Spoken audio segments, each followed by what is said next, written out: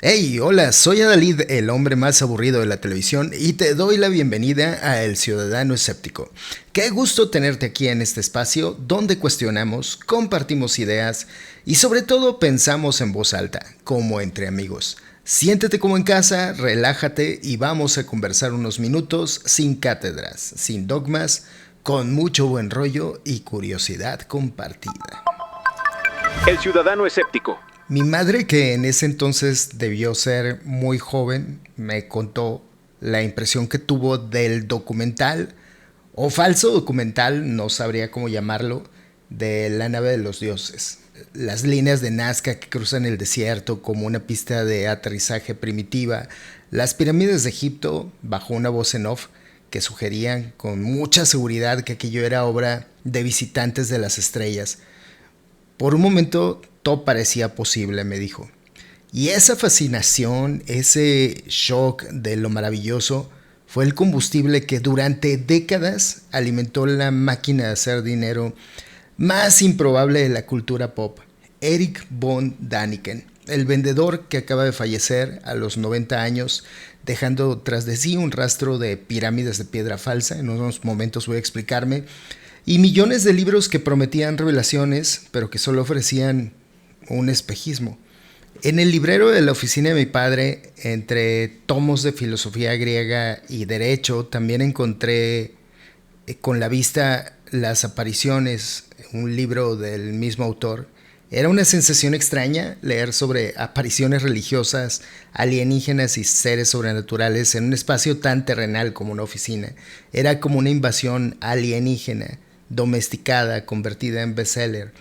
Von Daniken, con cerca de 30 libros traducidos a una treintena de idiomas y 60 millones de copias vendidas, no era un arqueólogo herético, era el gerente de marketing de una religión para negacionistas, para fanáticos de la pseudohistoria.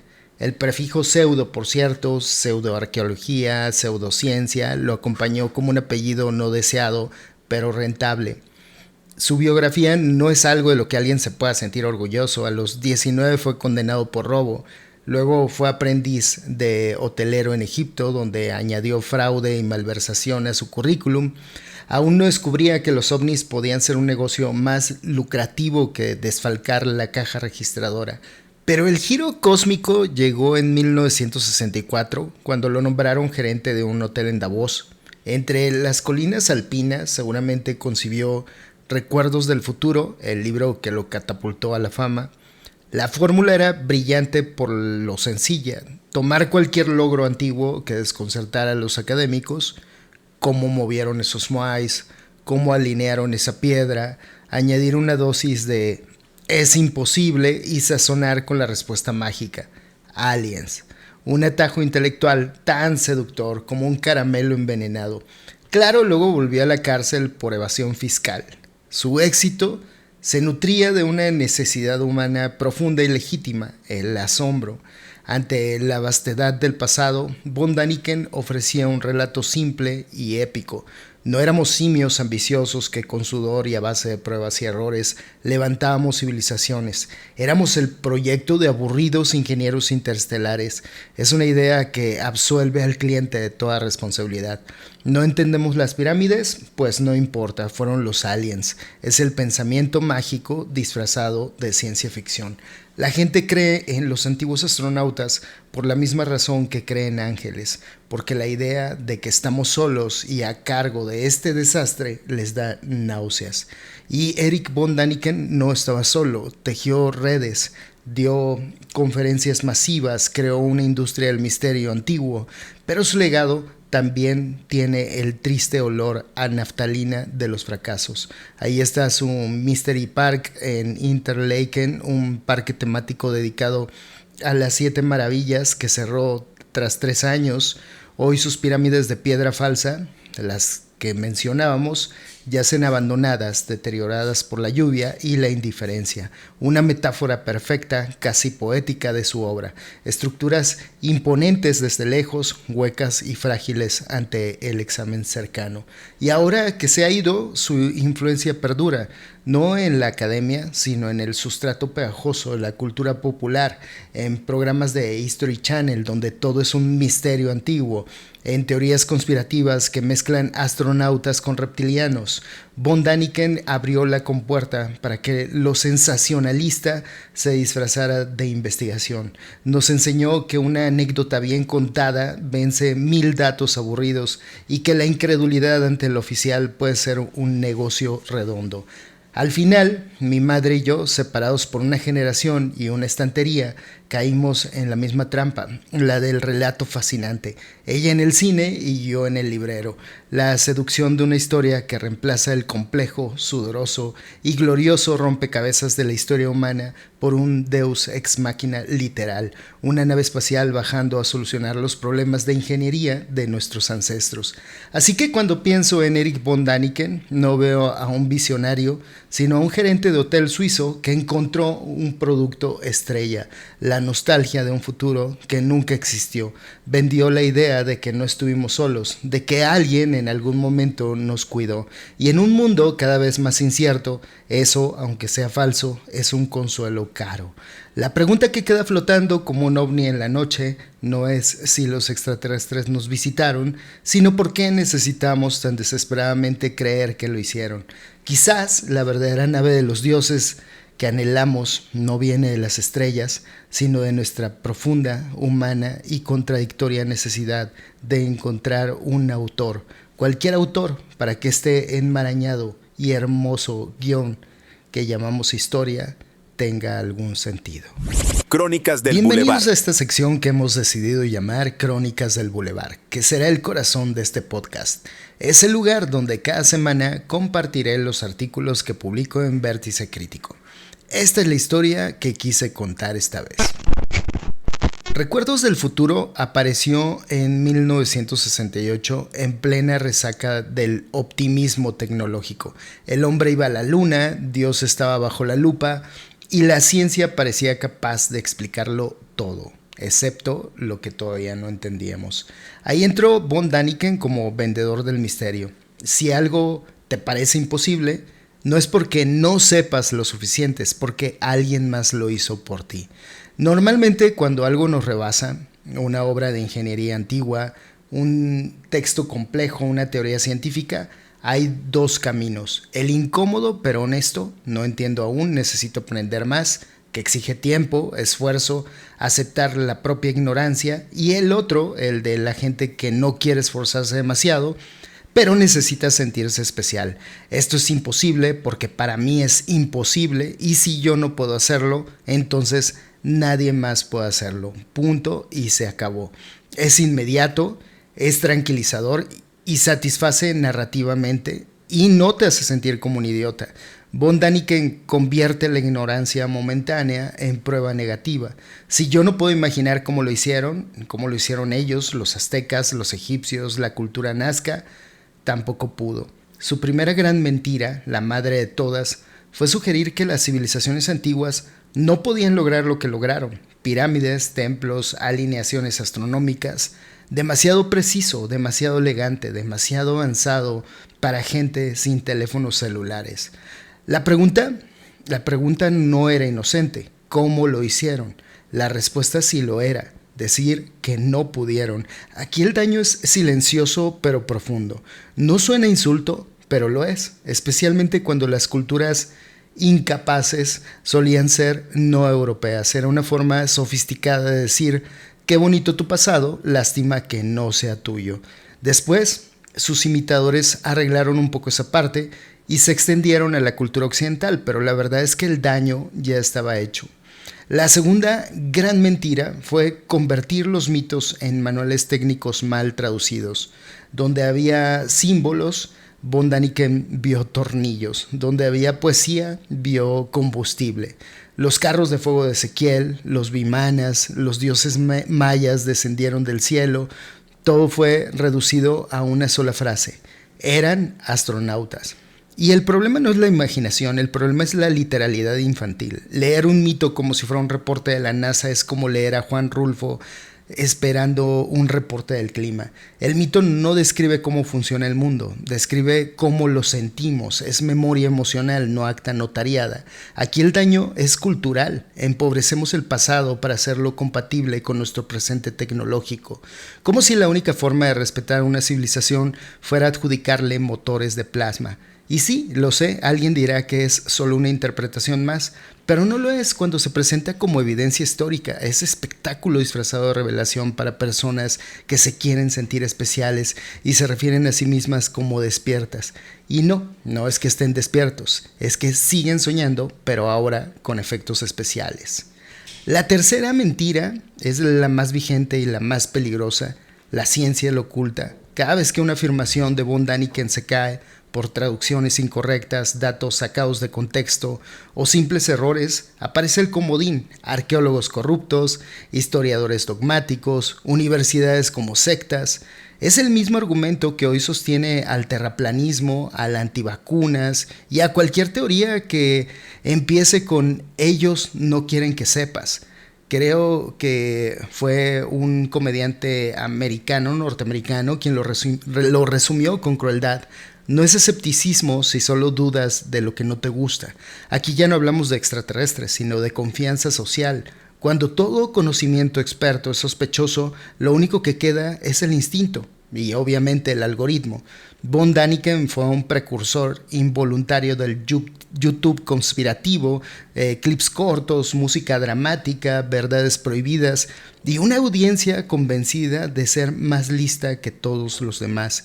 He escuchado gente que malintencionadamente quiere hacer pasar las narraciones de von Däniken como científicas y quiere vender el escepticismo aplicado a este pensamiento como negacionismo, cuando la verdad es que están invirtiendo los polos. Von Däniken no hacía ciencia, nunca la hizo, no planteaba hipótesis falsables, no sometió sus ideas a revisión por pares, no corrigió cuando se equivocó, narraba y narraba bien, que es algo que heredó a quienes siguen sus pasos. Pero el negacionismo real es rechazar evidencia sólida: cambio climático, evolución, vacunas, historia. El escepticismo sano es pedir pruebas proporcionales a la afirmación. Conviene anticipar la objeción inevitable, casi automática, que suele aparecer cuando se cuestiona a von Däniken y a sus herederos intelectuales. Y si realmente hubo contacto extraterrestre en el pasado, la respuesta más honesta y quizá la menos satisfactoria para quienes buscan finales espectaculares es esta: no lo sabemos. Y no lo sabemos no por cerrazón, ni por miedo, ni por dogma, sino por una razón más simple y más incómoda. No tenemos evidencia verificable.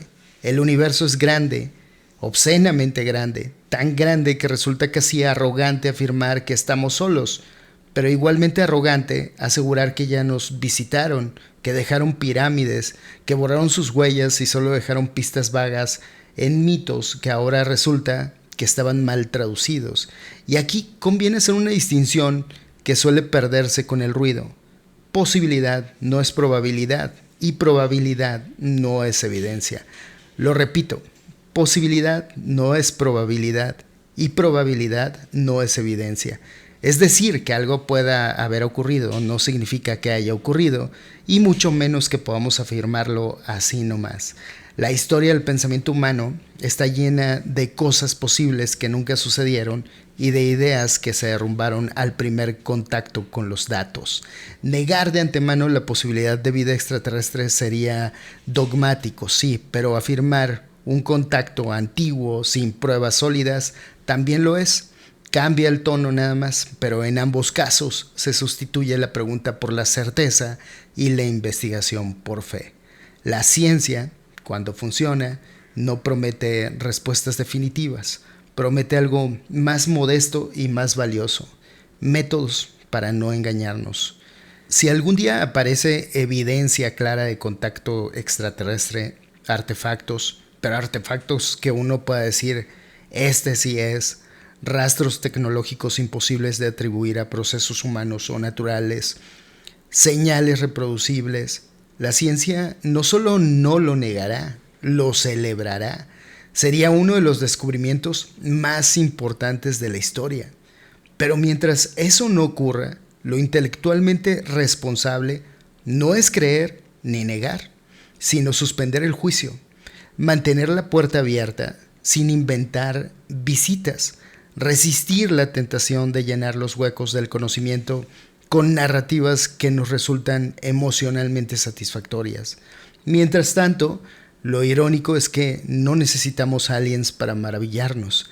La historia humana, bien contada, es más increíble que cualquier platillo volador. Gente que sin acero ni motores levantó montañas de piedra, que midió el cielo a ojo limpio, que pensó el tiempo, la muerte y el infinito sin tomar notas de Word. Y pues no, la cosa no mejoró. Si acaso empeoró con la alta definición.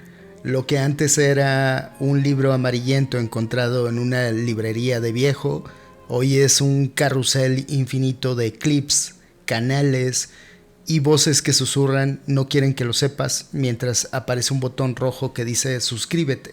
Ahora incluso venden mercancía, canales de televisión que alguna vez transmitieron documentales sobre guerras, imperios y ruinas terminaron convirtiendo la historia en un carrusel de enanitos verdes.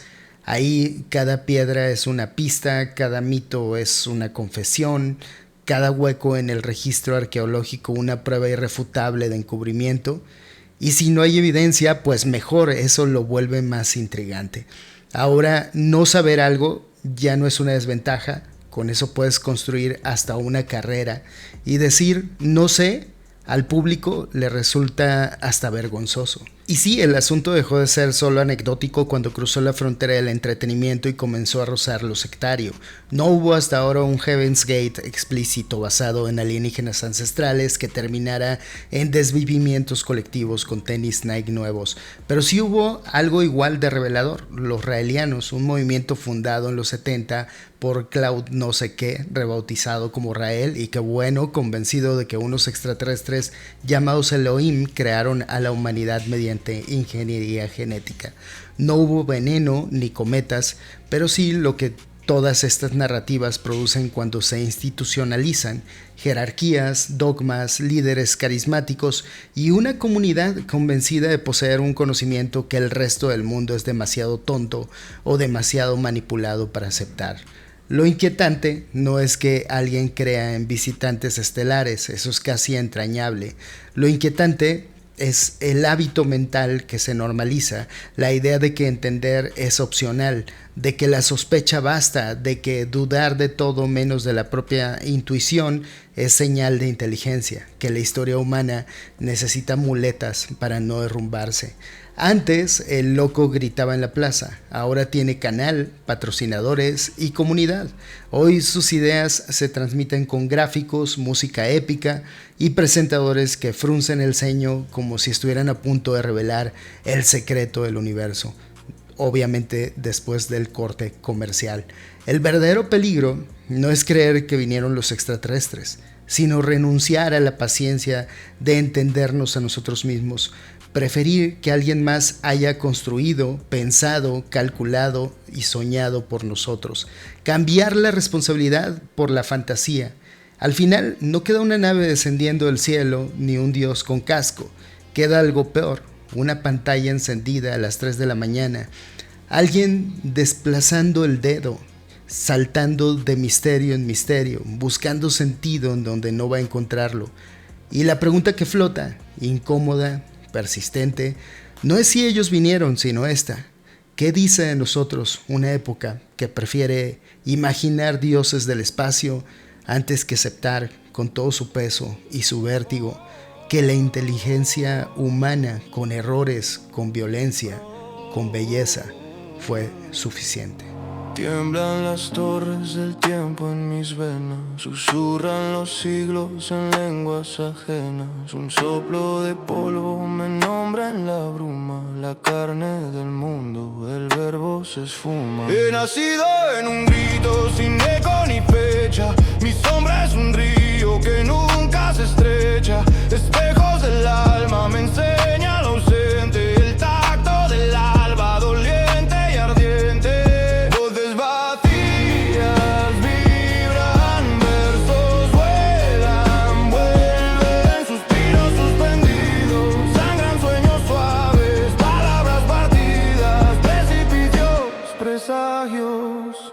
nostalgia del futuro.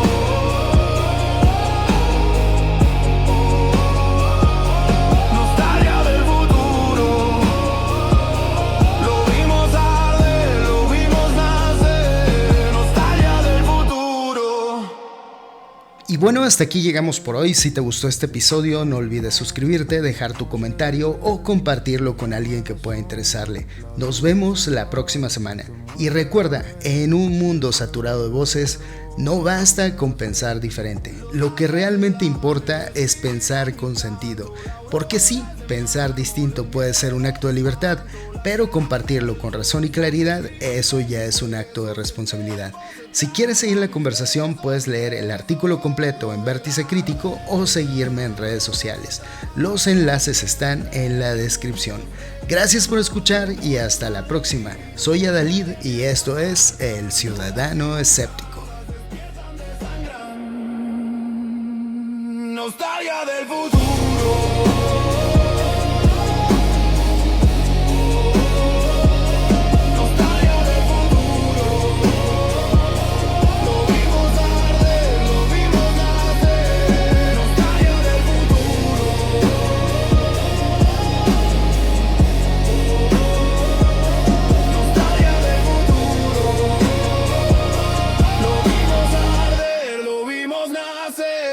Nostalgia del futuro.